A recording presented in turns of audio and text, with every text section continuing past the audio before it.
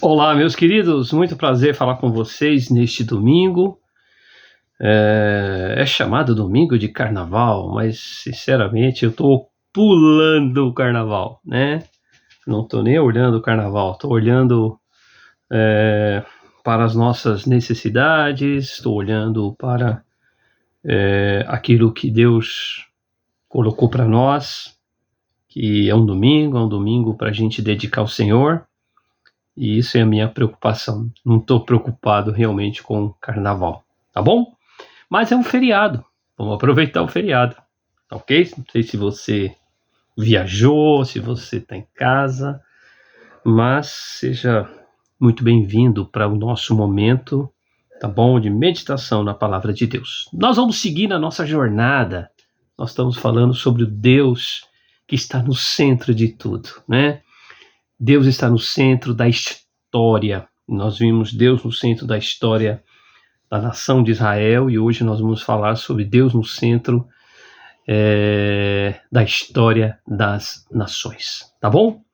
Vamos ter uma oração e aí logo em seguida nós vamos seguir em frente, que hoje tem bastante coisinha para a gente pensar. Tá bom? Senhor, muito obrigado por mais este momento. Obrigado, Senhor, por tudo que temos, ó Deus, recebido das tuas mãos. Rogamos tua bênção, a tua direção para esse momento de meditação na tua palavra. Fale conosco. Pai, nós estamos bem no meio de um feriado.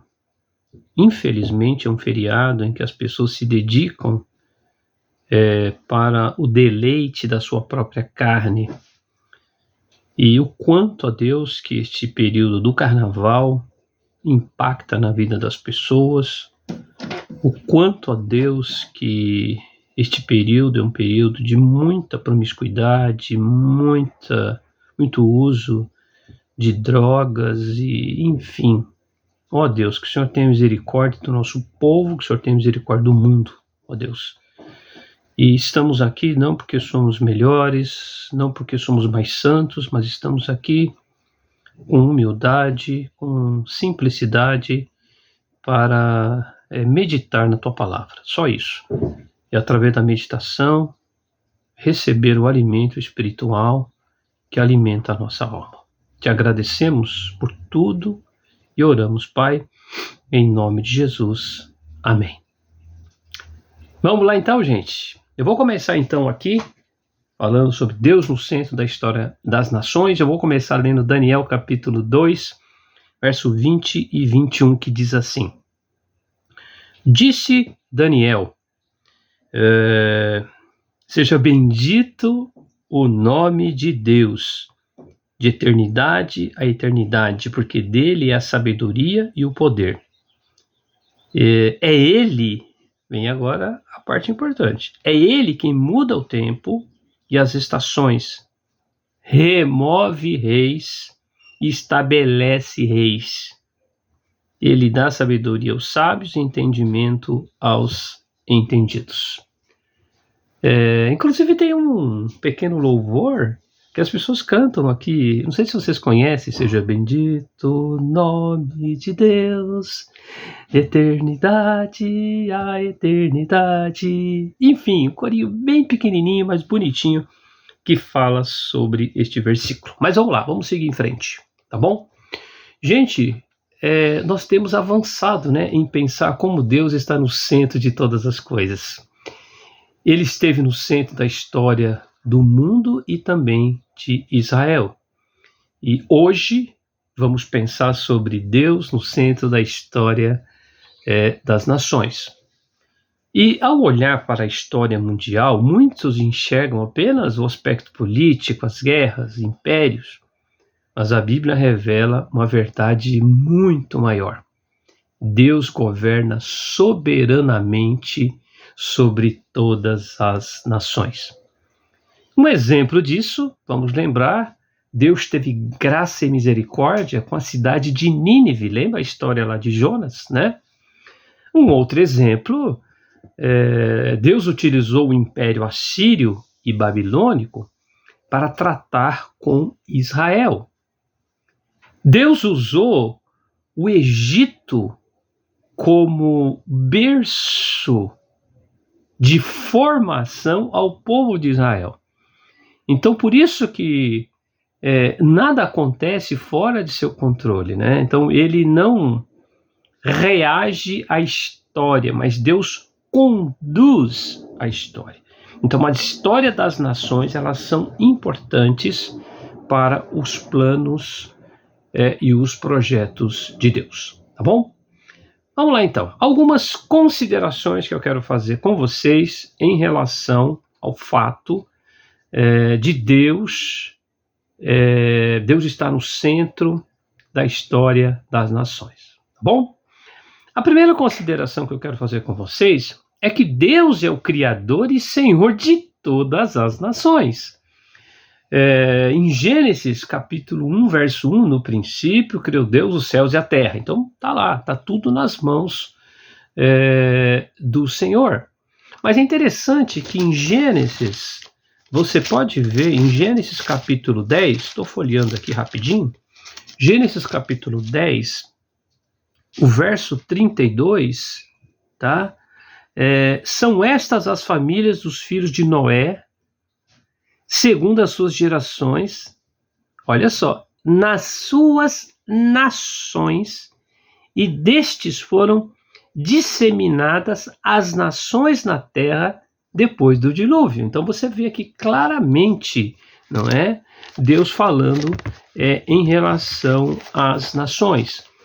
É engraçado também o próprio salmista, tá bom? No Salmo 24, verso 1, diz assim: ao Senhor pertence a terra e tudo o que nela se contém, o mundo e os que nele habitam, tá bom? Então a gente vê claramente aqui. Então, antes de existirem povos, culturas ou fronteiras, Deus já existia. A história começa com Deus e não começa com o homem. Esse verso que nós acabamos de ler, de Gênesis 10, 32, né? Destes se dividiram as nações na terra depois do dilúvio. Interessante que o chamado quadro das nações mostra que todas as nações descendem de uma mesma origem. Nenhuma é superior por si mesma. Todas estão sob a soberania do Criador. Não existem nações autônomas diante de Deus. Por isso que Deus determina tempos, limites e territórios, tá bom? Deuteronômio 32:8 diz: quando o Altíssimo distribuía as heranças às nações, aí um pouquinho para frente diz: fixou os limites dos povos. Atos capítulo 17, verso 26 diz: de um só fez toda a raça humana, determinando os tempos anteriormente estabelecidos e os limites da sua habitação. Então veja lá, Deus estabelece fronteiras, Deus define tempos históricos, Deus permite ascensão e declínio das nações. Mas qual é o propósito de Deus em formar as nações? Vou responder com dois textos bíblicos. Salmo 67, verso 2 e 4 diz: para que se conheça na terra o teu caminho e em todas as nações a tua salvação. Então tá aí. Apocalipse 15, 4 diz: todas as nações virão e adorarão diante de ti. O governo de Deus sobre as nações não é tirânico, mas ele é redentor. Tá bom? Então nós aprendemos aqui nesta primeira consideração que Deus é o Criador e Senhor de todas as nações. Tá ok? Uma segunda consideração é que Deus estabelece e remove governantes. Essa passagem de Daniel 2, 20 e 21 que nós lemos já fala sobre isso, mas eu quero ler mais uma outra passagem que se encontra em Romanos. Romanos capítulo 13, verso 1 diz: todo homem esteja sujeito às autoridades superiores, porque não há autoridade que não proceda de Deus, e as autoridades que existem foram por ele instituídas. Tá bom? Bom, Daniel 2, 20 e 21, que nós lemos bem no começo, diz que ele muda os tempos e as estações, remove reis e estabelece reis. Esse texto foi pronunciado por Daniel em um contexto de crise política e espiritual, mostrando que o verdadeiro poder não estava na Babilônia, mas em Deus, pensando no contexto, claro, de Daniel. Então, desde o início das Escrituras, o governo humano ele é apresentado como subordinado ao governo de Deus, tá bom? Provérbios capítulo 8, verso 15 e 16 diz: Por mim reinam os reis e os príncipes decretam justiça. Perceba que o governo vem primeiro de Deus. O poder governamental, ele não é autônomo. Ele existe por permissão divina. Por isso que Deus governa o tempo dos governantes. Por isso que Eclesiastes capítulo 3, verso 1 diz: tudo tem o seu tempo determinado. Ou seja, nenhum governante sobe antes do tempo.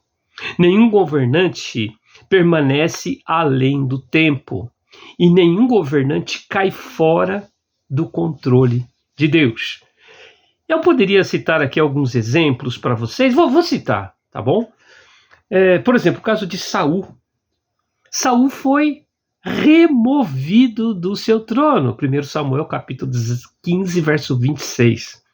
E Davi foi estabelecido do governo. 1 Samuel capítulo 16, verso 1. Por isso que Deus estabelece governantes, mesmo sem eles o reconhecerem, né? A gente leu isso em Romanos 13, 1, quando ele diz: não há autoridade, e aqui ele está falando que não existe governo que não proceda de Deus. É interessante essa questão de Deus remove reis, né? Ainda estudando o livro de Daniel, você pode perceber, chegou uma hora que Deus falou assim: Nabucodonosor, chega, quem vai reinar agora são os medos e persas. Também chegou uma hora que Deus falou assim, principalmente para Ciro: Ciro, acabou, agora vem outro, vem Alexandre o Grande, né?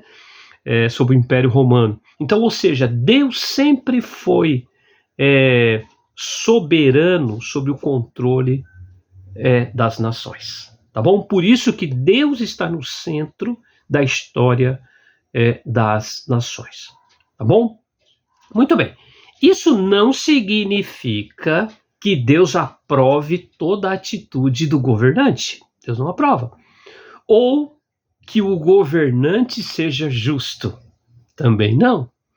Aqui nós vemos muito mais a soberania de Deus e nós vemos a sua vontade permissiva em relação aos reis. Tá bom? Muito bem. A autoridade como instituição está sob o controle de Deus. Novamente, eu poderia lembrar do Ciro, né? Rei da Pérsia. Em Isaías capítulo 45, verso 1, ele é chamado de meu ungido. Engraçado, gente, pensa aí que ele não era um israelita, mas Deus chama ele de meu ungido. Significa que Deus ele está no controle de todas as coisas, tá bom? Vamos lá então, uma terceira consideração, tá? A primeira consideração, só para você poder lembrar, você vê Deus é o Criador e Senhor de todas as nações. Muito bem. A segunda consideração é que Deus estabelece e remove governantes, tá bom? E a nossa última consideração é que Deus usa as nações para cumprir seus propósitos. Tem uma passagem de Isaías, eu acho que dá tempo, né, da gente ler essa passagem de Isaías. Isaías capítulo 10, uma passagem bem bacana também, para a gente pensar dentro desse contexto de que Deus usa as nações para cumprir seu propósito. Isaías capítulo 10, o verso 5, olha só que interessante. Isaías 10, 5. Ai da Síria, cetro da minha ira, a vara em sua mão e o instrumento do meu furor. Mas presta atenção. Envio-a contra uma nação ímpia e contra o povo da minha indignação. Lhe dou ordens para que dele roube a presa e lhe tome o despojo e o ponha para ser pisado aos pés como a lama das ruas. Ela, porém, assim não pensa, o seu coração não entende assim, antes intenta consigo mesma destruir e desarraigar não poucas nações. Olha que passagem, né? Vamos lá, eu acho que tem mais uma passagem aqui que eu separei também, né? Um pouco lá para frente na Bíblia, em Abacuque, tá bom? Deixa eu ver se é essa passagem mesmo. Abacuque capítulo 1, versos 5 e 6. Olha só. Vede entre as nações, olhai, maravilhai-vos e desvanecei, porque realizo em vossos dias obra tal que vós não crereis quando vos for contada. Olha o verso 6. Pois eis que suscito os caldeus, nação amarga e impetuosa, que marcha pela largura da terra para apoderar-se de moradas não suas. Só um detalhe importante. Abacuque é um profeta, ele é chamado de um profeta pré-exílio. Ou seja, é um profeta que profetizou antes do cativeiro. E aqui o versículo, Deus está dizendo que Deus levantou uma das nações ímpias, tá? E essa nação ímpia, que não vale nada, Deus usou essa nação para trazer disciplina ao seu povo, tá bom? E aí o povo foi levado para a Babilônia, ficou lá 70 anos, e vocês já conhecem a história. Então Deus não apenas governa as nações, mas ele as utiliza como instrumento para realizar seus planos eternos, inclusive quando essas nações não o reconhecem. Tá? Ou seja, Deus age acima das intenções humanas. A gente não vai ler agora, mas Isaías capítulo 10, versos 5 e 7, diz que a Assíria ela é chamada de vara da minha ira. Ou seja, quem vai aplicar a disciplina, tá bom? Mesmo que a Assíria agisse com soberba, tivesse intenções egoístas, e mesmo que ela não reconhecesse a Deus, ela seria usada por Deus. Então Deus usa nações ímpias sem aprovar, claro, a sua maldade. Deus levanta os caldeus, que foi o texto de Abacuque, né, que são os babilônicos, para disciplinar Judá. Mas depois você vai ver mais para frente que Deus julga a própria Babilônia. Você vai ver que Abacuque 2 ele vai falar sobre isso, tá bom? Bom, nós temos alguns exemplos claros na história bíblica. Por exemplo, o Egito. Deus usou o Egito para manifestar seu poder e revelar seu nome às nações. Vocês conhecem a história. A Babilônia, né, que serviu de instrumento de juízo, mas com prazo determinado. A Média e a Pérsia, a mesma coisa. Sírio é usado para libertar Israel e reconstruir Jerusalém. Então, Deus pensa globalmente e não localmente, tá? Amós capítulo 9, verso 7. Esse texto de Amós diz: não sois vós para mim como os filhos dos etíopes? Tá ok? Então Deus mostra que governa todas as nações e não apenas a nação de Israel. Vamos fechar para a gente terminar a nossa palavra. A história das nações, ela não é aleatória. Ela é escrita pela mão soberana de Deus. E quando Deus está no centro, os tempos têm sentido, os reinos têm limites e o futuro tem esperança. É isso que eu quero deixar para vocês neste domingo, nessa nossa jornada sobre Deus no centro da história das nações. Tá bom? Ó, forte abraço e ó, um beijo no coração. Tchau.